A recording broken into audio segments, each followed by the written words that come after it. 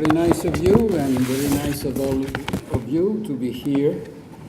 Let me say that this topic was chosen together somehow, but I find it extremely interesting because there is something bizarre about our relationship with Russia. Because on the one side, we cooperate intensely with the Russians. On the other side, we are forced somehow to be confrontational with them.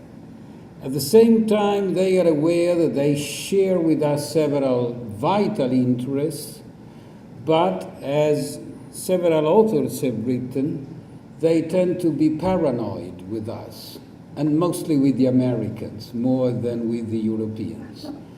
And here I come to my basic point that the European perspective is not at all different from the US one, even though, of course, we are in a different situation for the simple reason that we are neighbors.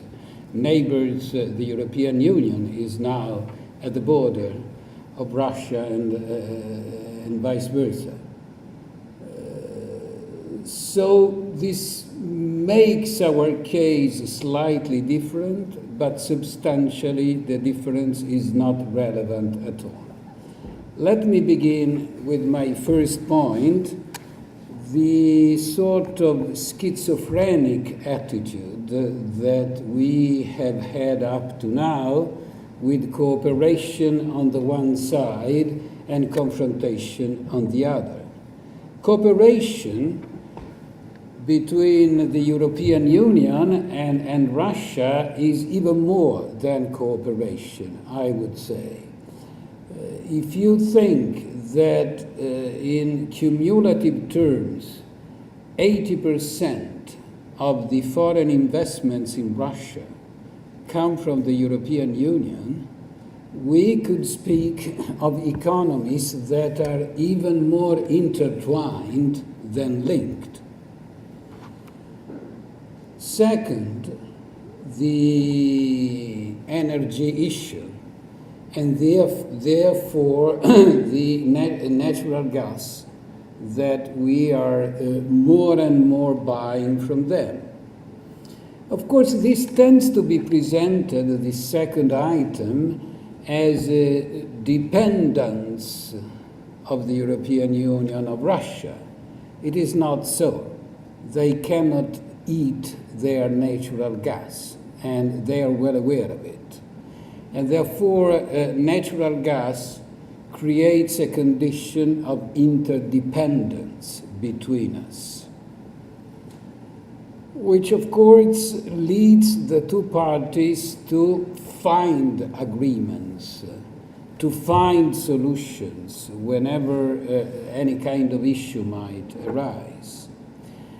But let's say our areas of common activities go beyond these two clear-cut examples, economic investments, natural gas. The European Union, as you know, has several programs that are reserved basically to its own member states. Research and innovation, research and development.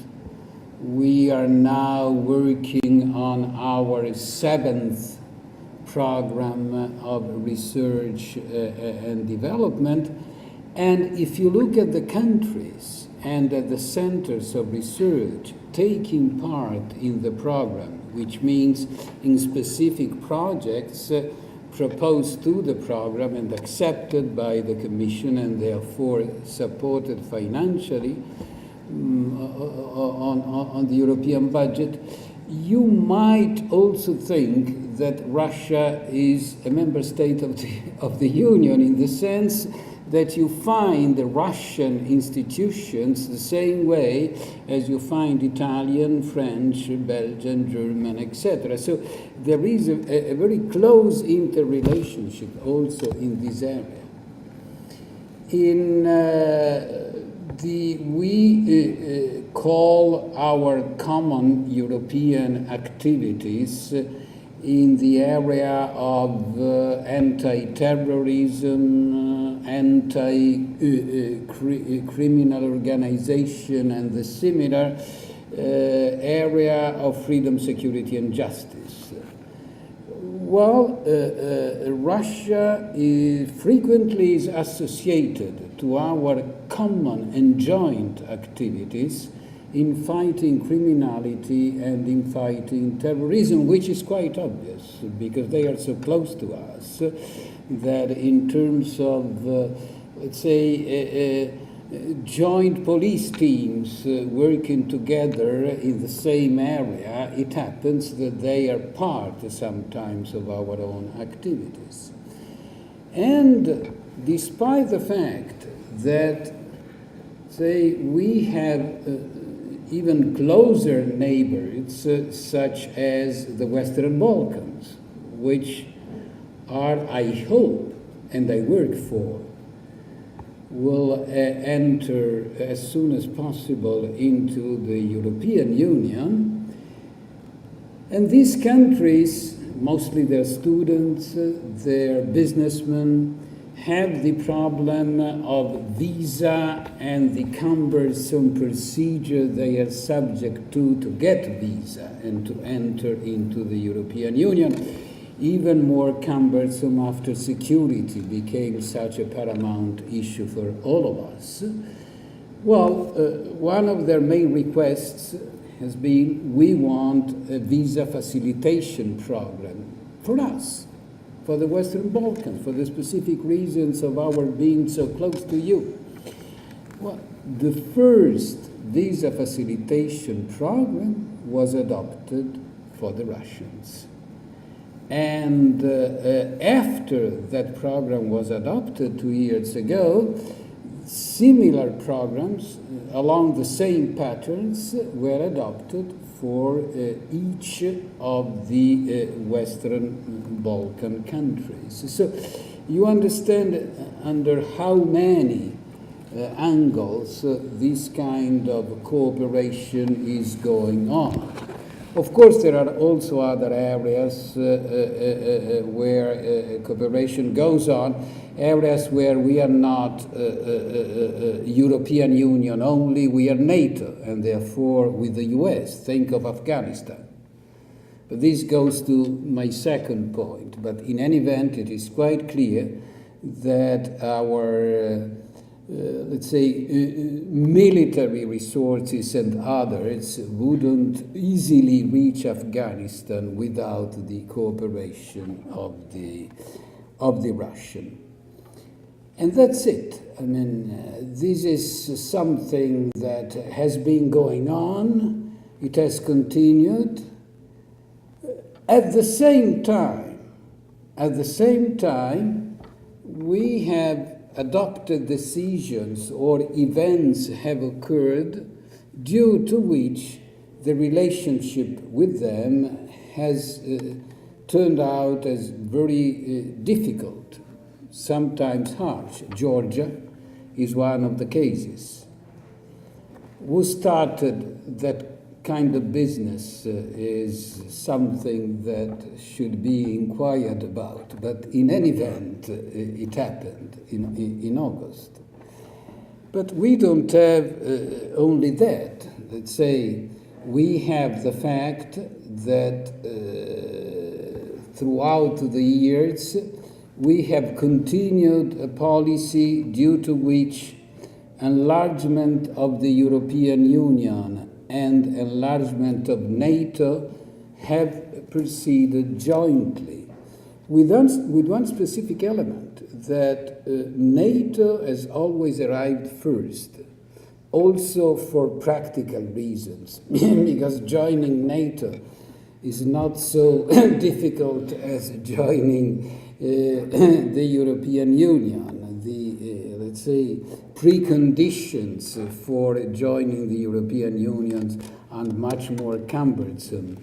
80,000 pages of acquis communautaire, is something that takes time to be digested for any country, and NATO, despite its being military, is much simpler somehow, and this is perhaps the reason why generally the new member states of the European Union firstly joined NATO and secondly the European Union. The fact of the matter is that the same kind of sequence has been adopted also for other very delicate countries, Ukraine and Georgia. And this is something that has been resented. The previous US administration decided that in order to defend ourselves from Iran and other rogue or at least dangerous states, we needed a platform of ballistic missiles, and the decision was that the platform should be based in Poland, which of course for the Russians was not so nice. They thought that Iran was closer to other regions more than to Poland. They said it, but the decision, as far as the previous administration was concerned, remained, and this was not helpful. What happened that, and this is something that has to be noticed, the European Union went on in its cooperative activities, almost ignoring this other side of the same coin. And that's why I think that the definition of schizophrenic approach is technically correct.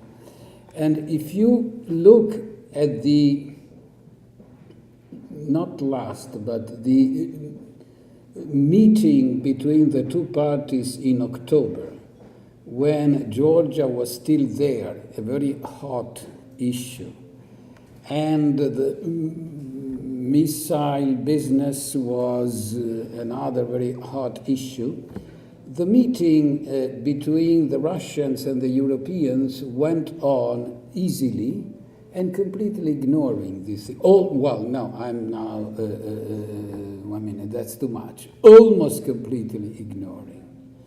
President Sarkozy said that the other party was listening with great attention to our positions, and both parties agreed on a conference on security to be held next summer. But the fact of the matter that this was a sort of addendum, because the sense of a business as usual somehow prevailed in that meeting, and it was noticed. If you read the excellent comment that a very good British researcher, Katinka Babish, wrote for the Centre of European Reform of Charles Grant in London, she describes this meeting in November, not in October. I was wrong in referring to October, as something somehow difficult to understand. Why we, she said, are discussing with them, almost ignoring. Schizophrenic attitude which eventually does not pay. Because when we had in December, January, the usual Ukraine tragedy or comedy and tragedy, both of things, I mean, anybody could understand that there was something behind it, that if a problem existed, it did not really refer to natural gas and its price only. There was a deep political tension, and therefore the occasion for this tension to come out was given, as usual, by this kind of issue. cutting the flow of natural gas and therefore involving also European Union countries, etc. In other words, the case of Ukraine demonstrates that we cannot go on along two parallel tracks, ignoring the one when working on the other.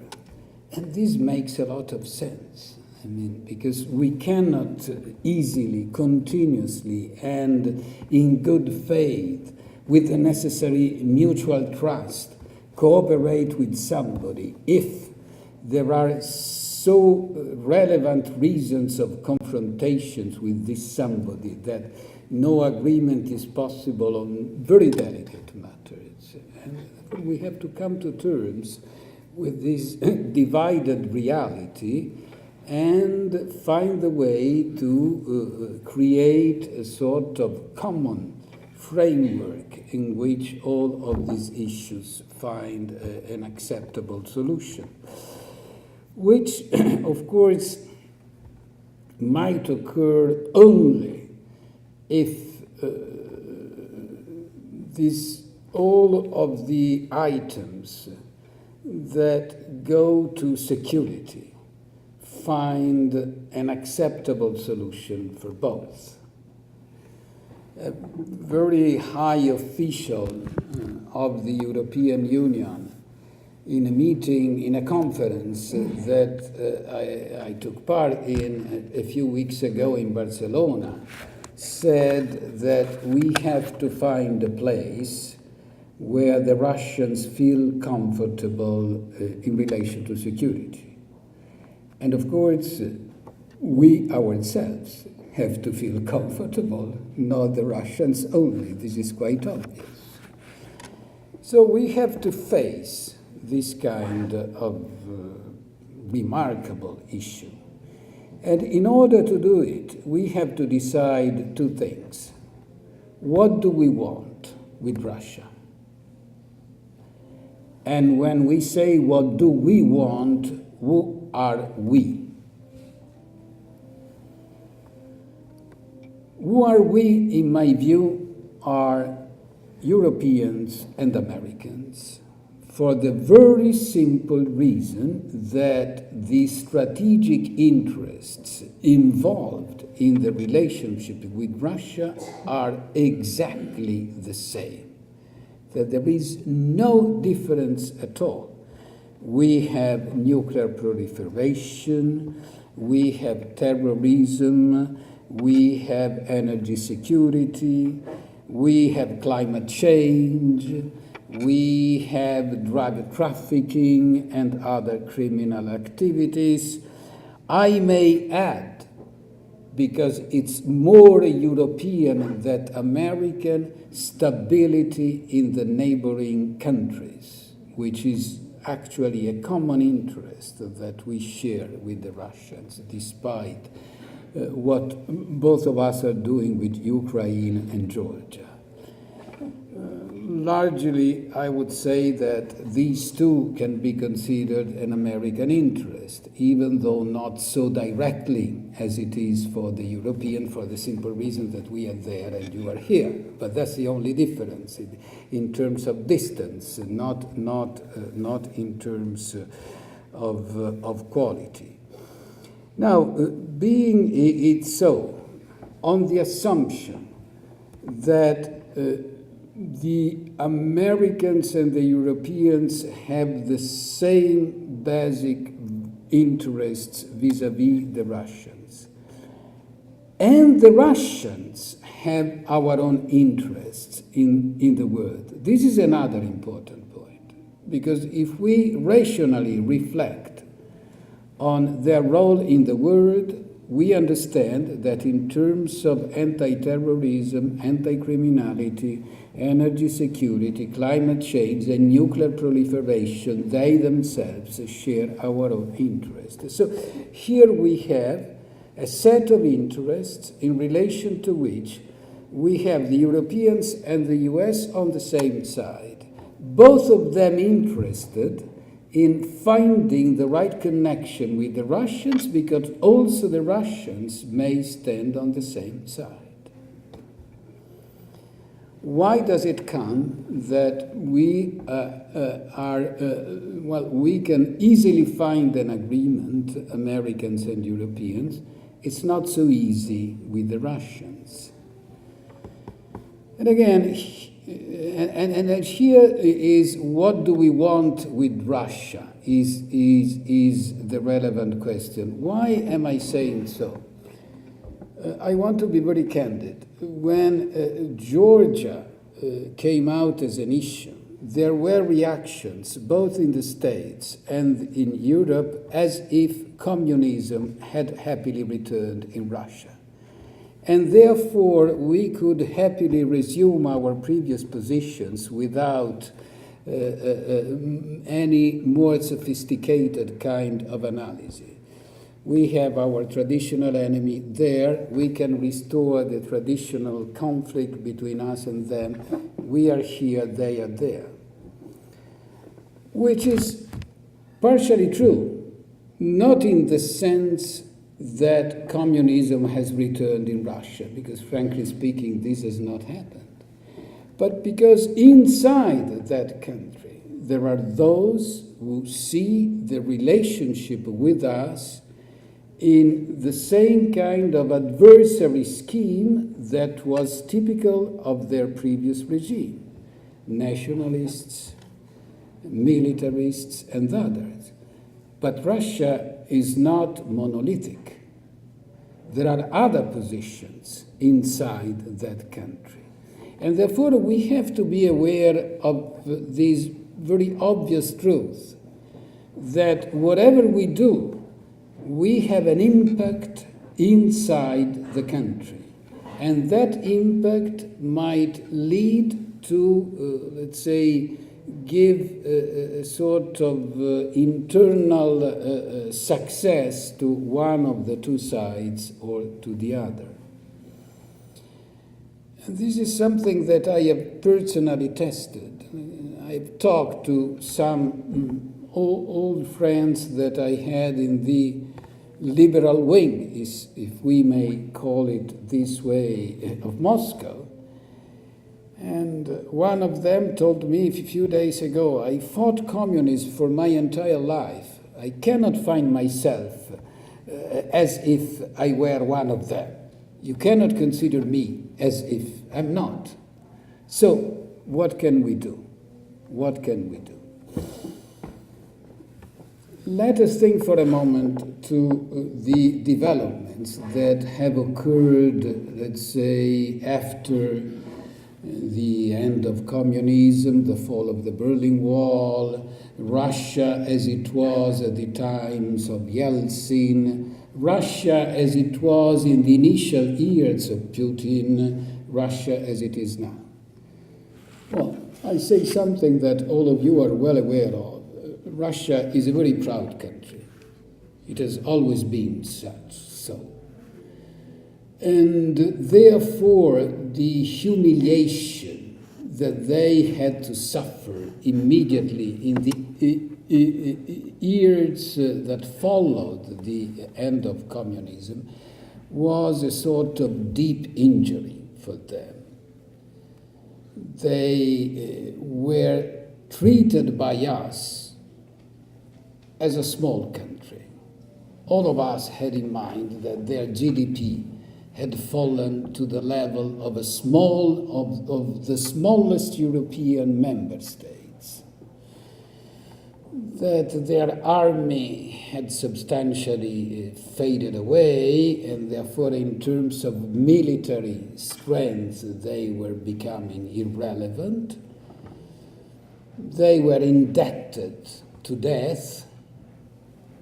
I still remember the first meetings of the G7, which was at the time still G7, with the invited Russians, not yet the 8th, but it was initially a G7 plus. when I took part in the meetings of the G7, mostly as Treasury Minister, even more than as Prime Minister, where the topic was the debt. How long could it take for them to repay? What were they doing to repay the debts, etc.? Well, the meeting was a sort of tribunal. We, the seven, the court, and the Russian defendant there. And the minister, the finance minister, the governor of the Russian central bank, the couple of the G7 meetings, and they were there explaining, like students or like defendants, what they were doing. And we, on the other side, deciding whether this was enough or not. Now, I mean, it had to be so. It couldn't be anything else but this. But obviously, I can imagine their feelings while playing that role. Now, that time was over after a while, due mostly to their natural resources, more than to their internal policies, I must say. Certainly, they did not comply with the manuals of the IMF to reduce internal debt, but they were lucky enough as to have a wonderful market for their natural gas and other things. They started buying assets in Western Europe at the time when our assets were increasing their values, something before the last months that we have been living. Anyhow, they restored somehow their position, or at least they felt that they were restoring their position, that they were reaching once more the standards of a country that is entitled to be treated as a great power. But we did not treat them as a great power. We went on saying, well, this is a country with a small GDP, and somehow we didn't take them really seriously. And I mean, this has produced an effect inside the country. Somebody was writing, let us ask ourselves why Putin accepted in 2002 things that he's not ready to accept now. For this reason. Because at the time he was still under the rain. Now it's not raining anymore. And due to the fact that it is not raining anymore, we have to be very careful, because a return of national pride and the reasons of national pride in Russia might also be a return of nationalist and aggressive feelings toward the other, because they are there.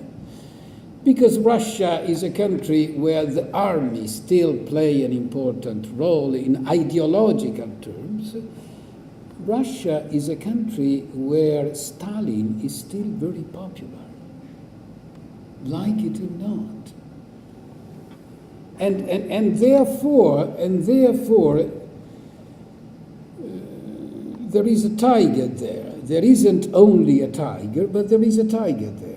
And our conduct should take this kind of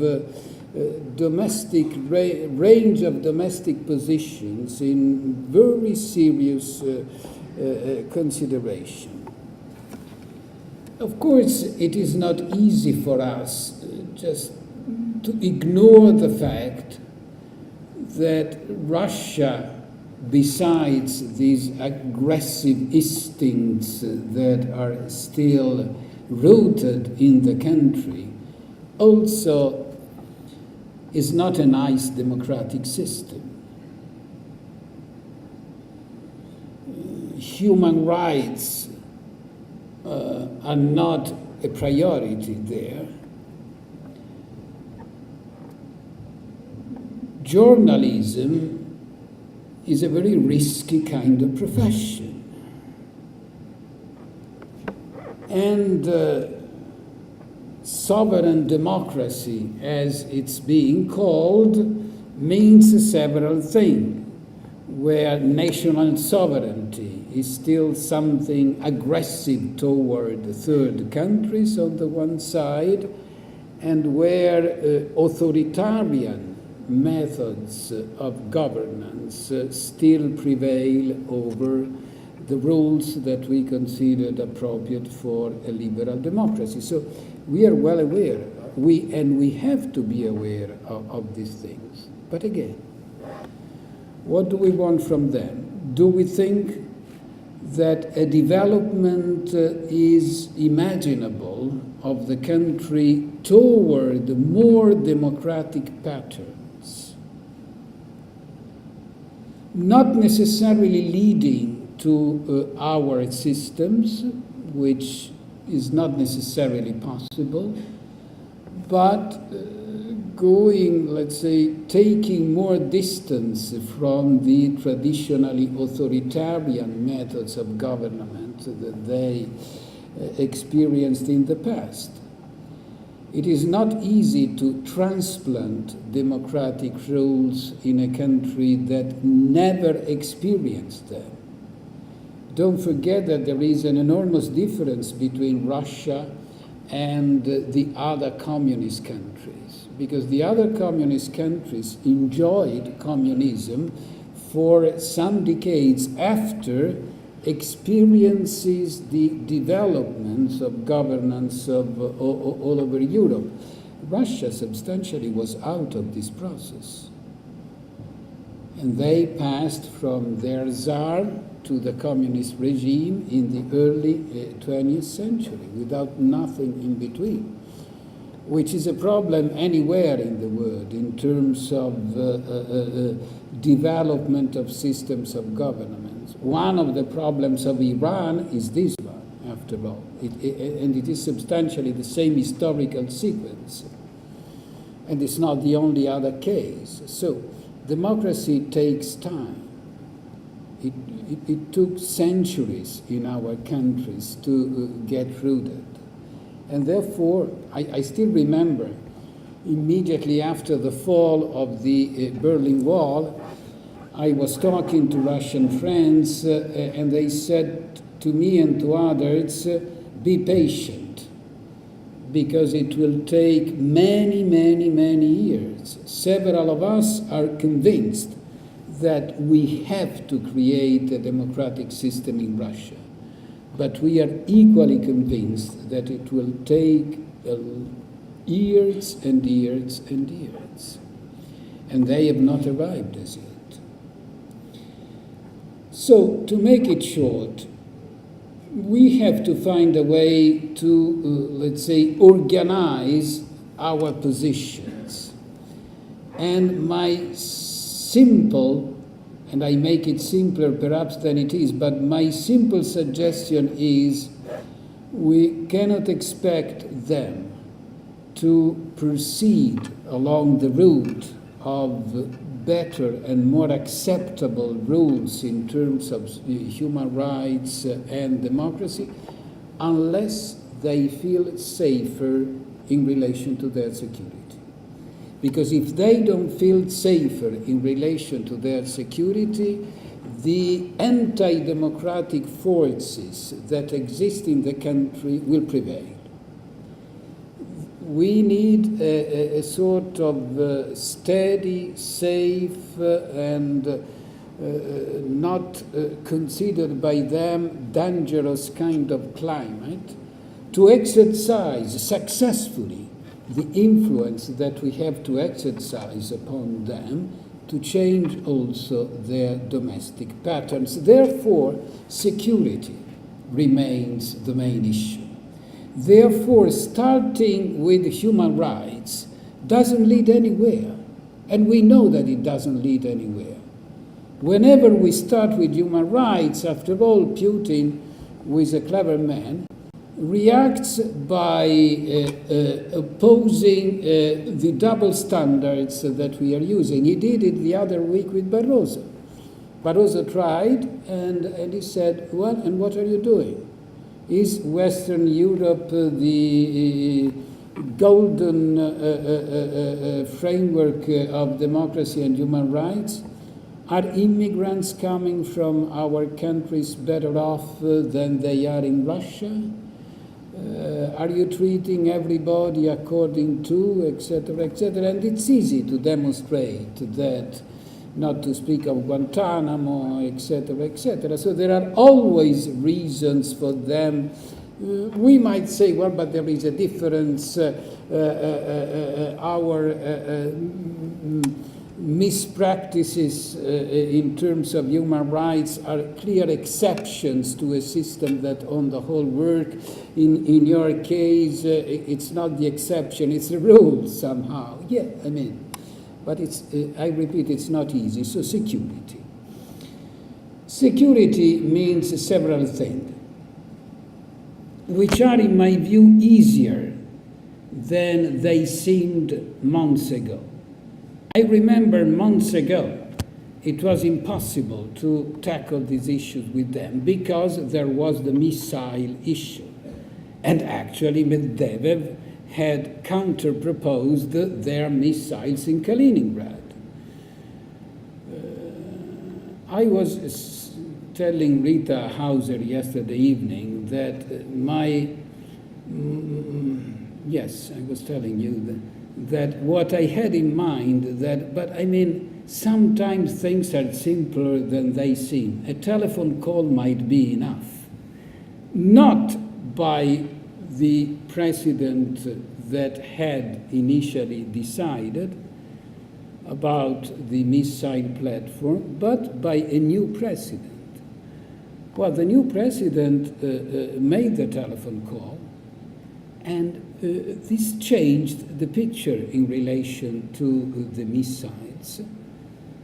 He was also clever enough to underline, talking to his counterpart, we both are in our 40s. We have nothing to do with the Cold War. We were kids during the Cold War. So why should we, let's say, fight with each other using missiles? And the other one accepted the new playground immediately. And therefore, now we understand that that platform that clearly was, let's say, opposing the reasons of geography, to say the least, won't be deployed there. And as a consequence, Kaliningrad won't have Russian missiles. There isn't even the space in Kaliningrad because either there are people in Kaliningrad or missiles. It's so small. So it was another crazy idea anyhow. So two crazy ideas have neutralized each other and have disappeared happily. First step, successful and encouraging. They start understanding each other. Well, the second step, in my view, has to do with NATO. Are we really sure that in these new cases that we are facing, we can continue with the sequence NATO first, European Union enlargement second? Does it really make sense? If somebody tells me, but this is what we did with the initial acceding states, I respond, but this happened when Russia was a sort of minor Luxembourg in our view. Now we might dislike the idea, but we cannot ignore somehow their reasons. And their reasons, frankly speaking, with, let's say, things as they are now, we should candidly respond to the question, would we be ready to accept at our borders a military alliance we are not part of? We would not. We would not. And if somebody counter-argues, but this means that you want your neighboring countries to be your sphere of influence, we would say, no, this has nothing to do with the sphere of influence. It has to do with the fact that they would be under the influence of a military alliance I am not a member of. And therefore, I prefer a different setting at my borders. I might be wrong, but I find this a reasonable argument, an acceptable argument. And therefore, my suggestion is, and I'm not alone, the first ones to advance this proposal were the British, who tend to be very pragmatically oriented in their positions. Months ago, they were the first ones to say, let us stop it a little bit, which does not mean never. It does not mean never. But we could reverse the sequence. We could somehow give an acceleration to the economic and other relationships between Ukraine and the Union, between Georgia and the Union, and leave NATO somehow aside for a while. Which does not mean that it's something that we have to forget about, because for the future, the security issue will be solved if we sort of revisit Helsinki, and here I enter into the typical jargon of diplomats. We think not of a Helsinki 2, but of a Helsinki plus, they say. What does it mean? I didn't know what it meant, but it seems that it's so clear. Helsinki 2 seems to mean that we might change everything, a new security setting in which NATO could also disappear, be dismantled, and we invent something else. I agree with those who say this is a little bit too much. I mean, we have to have understanding, but before throwing an organization that has an acquis, that has traditions, that has somehow means, rules, patterns of conduct, common training, etc. This was perhaps be a sort of a crazy decision. But quite clearly, the original idea of Helsinki, NATO plus a partnership of Russia, has not worked. We have to reinvent this kind of linkage.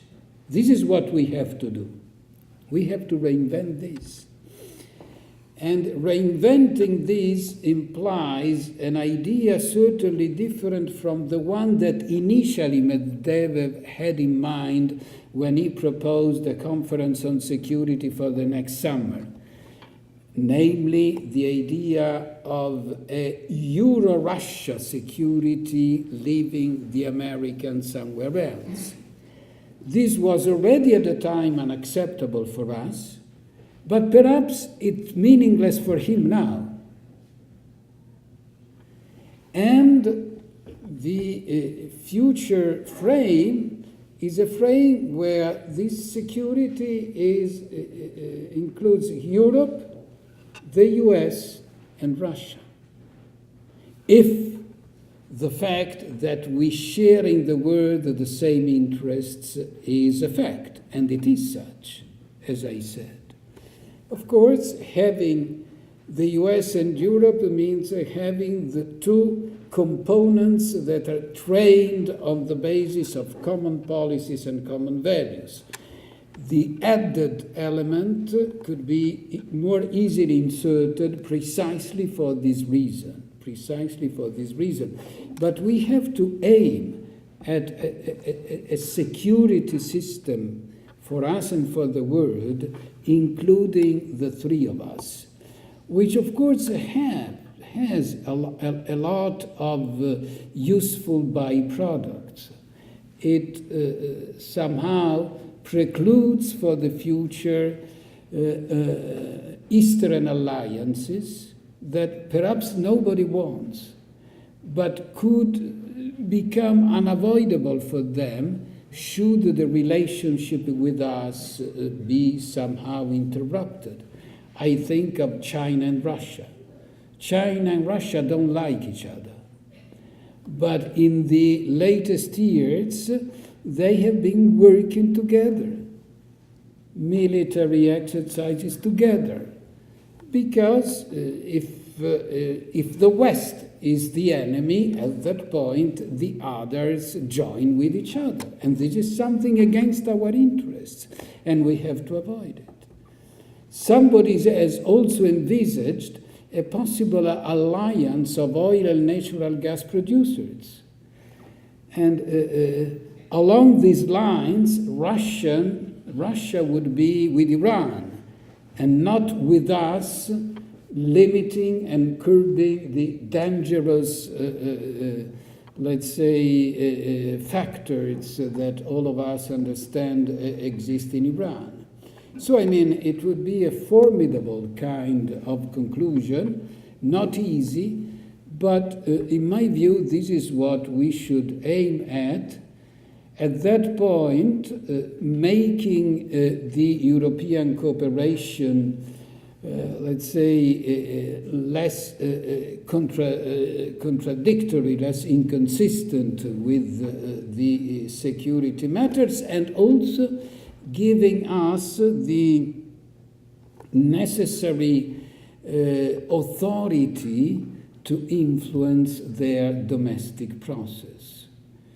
We are somehow the copyright holders of democratic institutions, and it's not easy for them to accept from us the license. And therefore, if there is confidence, this kind of process becomes perhaps feasible, or at least easier than it is nowadays.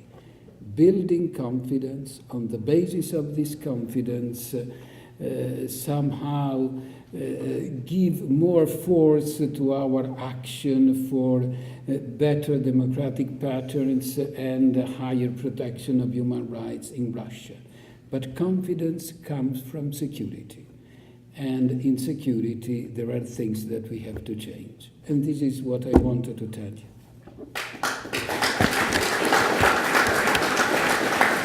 You want to take a few questions?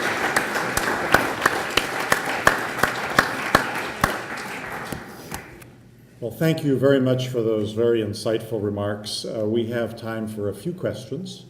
I'm sure there are lots of questions out there. Sir?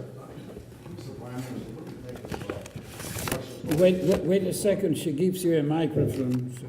Prime Minister, what do you think of Russia's relationship to the Ukraine? I worry about that all the time. I've got a feeling that they would like to have more influence in the Ukraine than they have now. What do you think? Well, I think that we ourselves want to have more influence in Ukraine, and the only solution is to have it stable. I don't think, well, you know, there are interactions between different aspects. If they understand that we are not pushing for Ukraine in NATO, they might take it easier. At that point, this might make it easier for us to foster our economic and commercial relations with the same country, and to slowly lead it toward accession to the European Union. So it's this kind of interaction I rely upon. It might work, it might not work. Sir? There's a microphone. Mr. Prime Minister, there was some talk a while number of years ago about admitting Russia to NATO as a solution to the problem you raised. What do you think about that as a possibility? At the moment, I would consider it a sort of nonsense, going beyond the scope. I mean,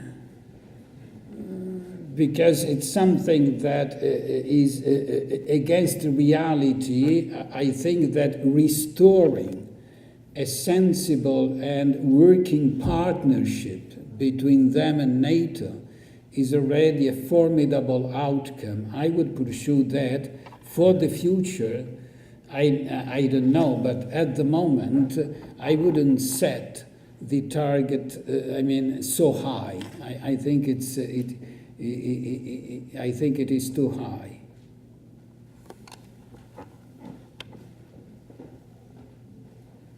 You referenced the telephone conversation between President Obama and I'm assuming it was President Medvedev, but this weekend, Vice President Biden talked about hitting the reset button in the relationship with the United States and Russia. What do you think he meant by hitting the reset button? What should hitting the reset button mean? Well, also President Obama likes resetting things. He uses the same expression. So if both of them reset, it will be a wonderful computer eventually. Resetting may mean several things. May mean cooperating instead of, basically.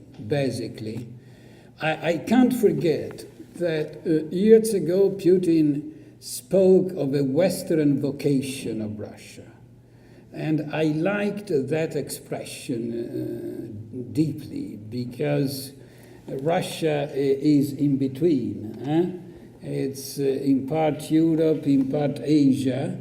It will always remain such necessarily, but attracting Russia toward the West and toward Europe is something that I consider beneficial to them and beneficial to the world. Not because, I want to be clear, I like the idea of the West versus the rest. It's an idea that I hate because it leads to hatred, and therefore I don't like it. But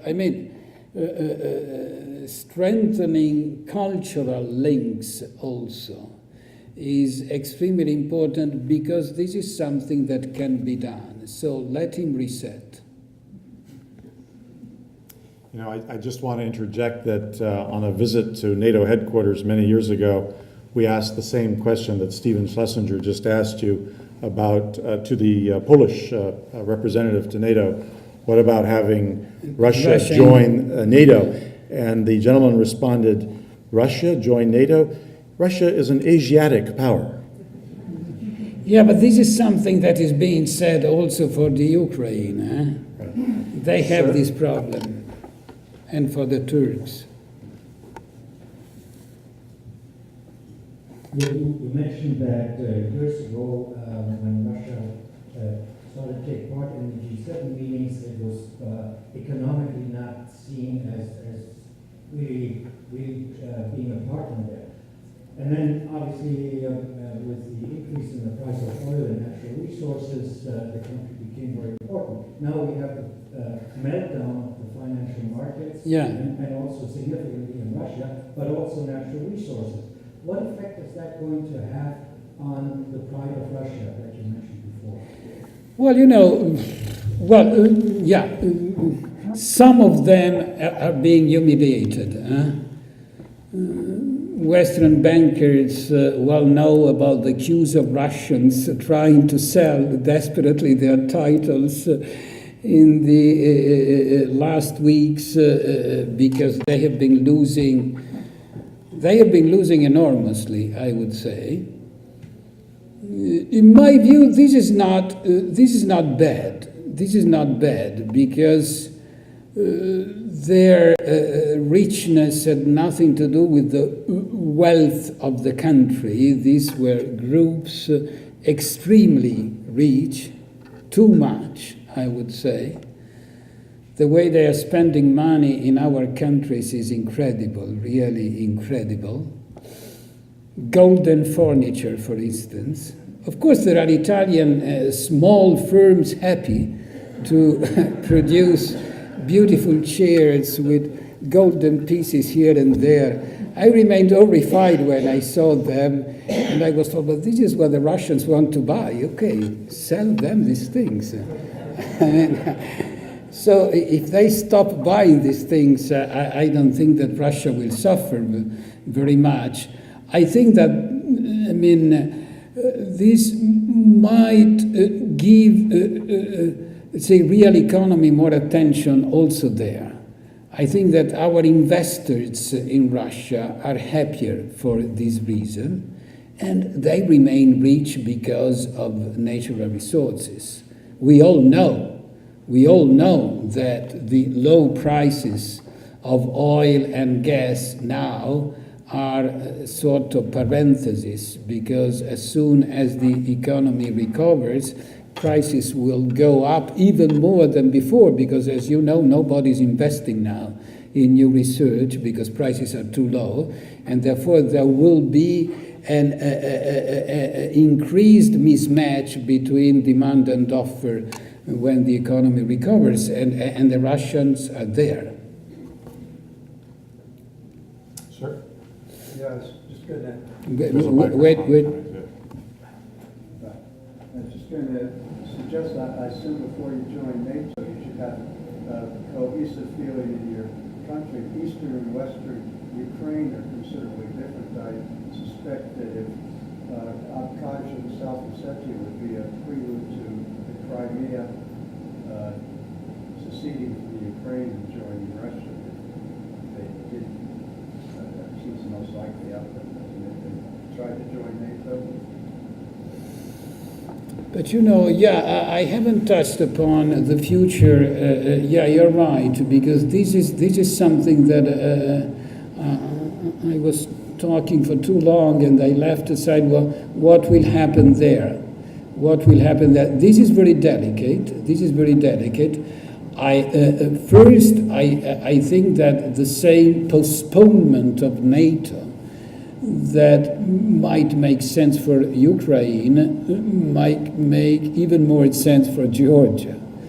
And therefore, when I saw the Secretary General of NATO going to Georgia after the events of August, promising an immediate accession to NATO there, I personally disagreed with him completely, and I thought that he was doing something politically insane.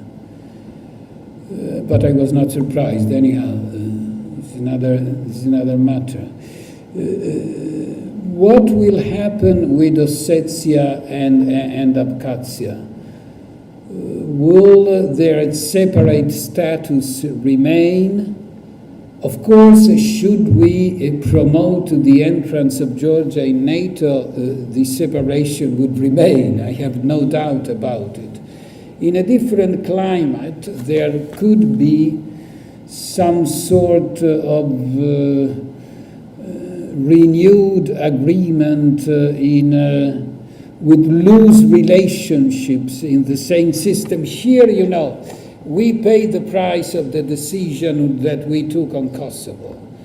I was convinced that the decision was right. I chaired an international commission on the Western Balkans, the main proposal of which was independence to Kosovo. Our idea was that Kosovo should become independent in a framework including also Serbia, and therefore, having reached the decision with Serbia still opposing it is not helpful, does not help. Certainly, it's difficult for us to say that, let's say, borders and the territorial integrity cannot be touched in the case of Georgia after Kosovo. I mean, realistically speaking, this argument cannot be used, so we have to use other arguments. But in a climate of general cooperation with Russia, a solution which doesn't go to a definite separation is conceivable. But really, you're right, this is a very delicate issue. We'll take maybe two more questions. Sir, right there in the back. And Mr. Milton in the foreground.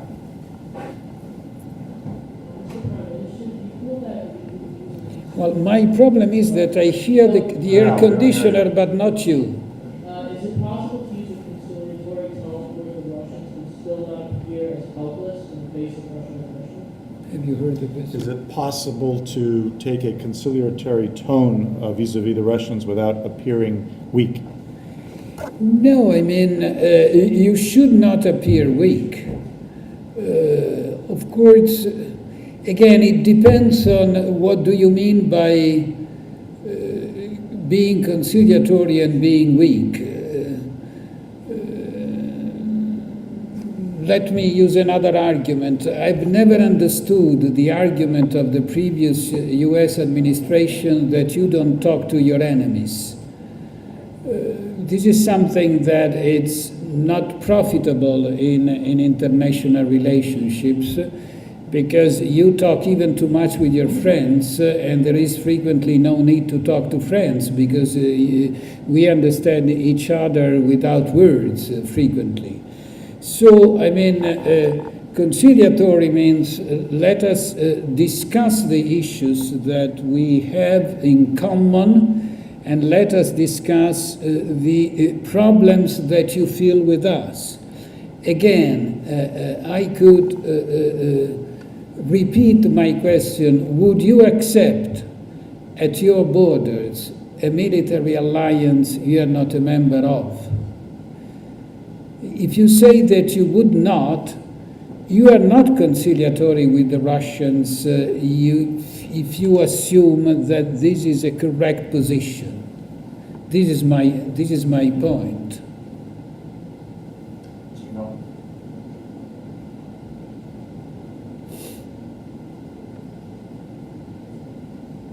Thank you, Prime Minister. Wonderful argument you have. I wanted to add a little opinion on back to Ukraine, but they're not exactly the innocent player in all this on the energy crisis each winter.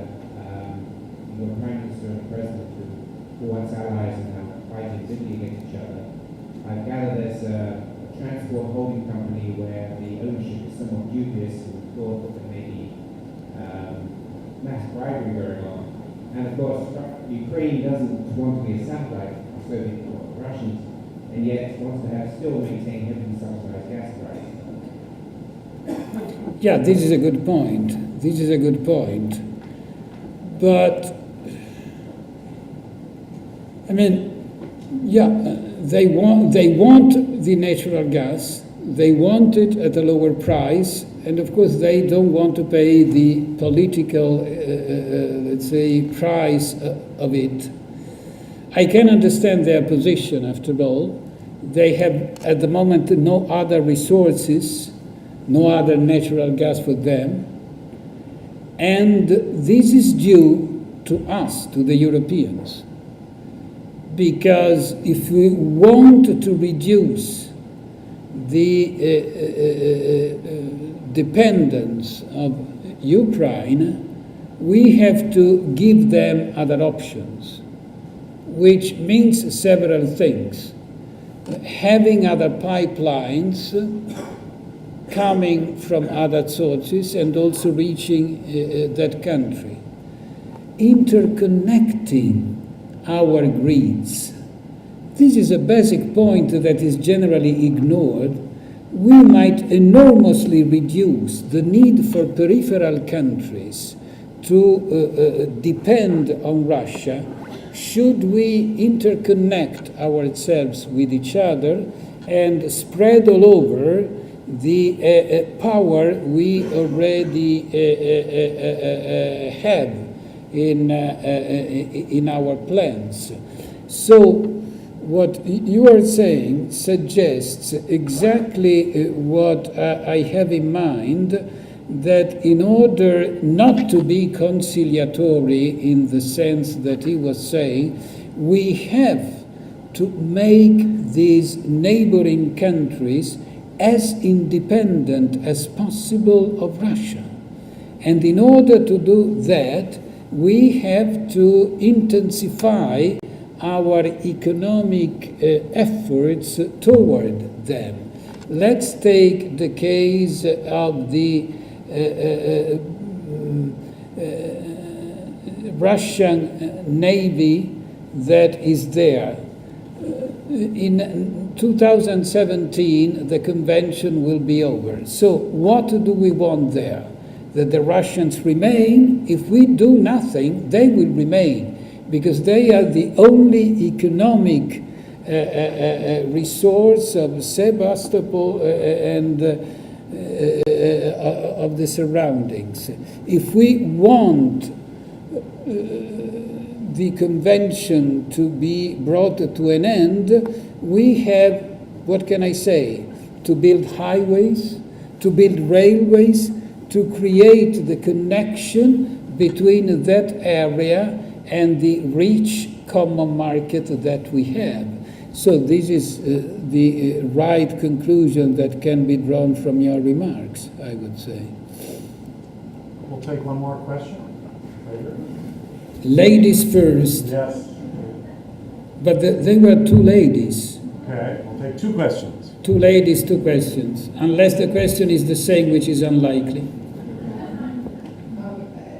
In follow-up to a previous gentleman's question, you mentioned a lot about common policies and common frameworks within the EU, and you have documents like the Second Strategic Energy Review, and you have the Second Gas Directive, but then at the end of the day, with the gas crisis that happened, you have the EU member countries operating independently of one another, and you have Slovakia going directly to Russia to pursue negotiations to fix their situation. So how do you really give teeth to the policies that the EU and the EU can advocate so that the EU can act as one when they're negotiating with Russia and not as the individual sovereign members?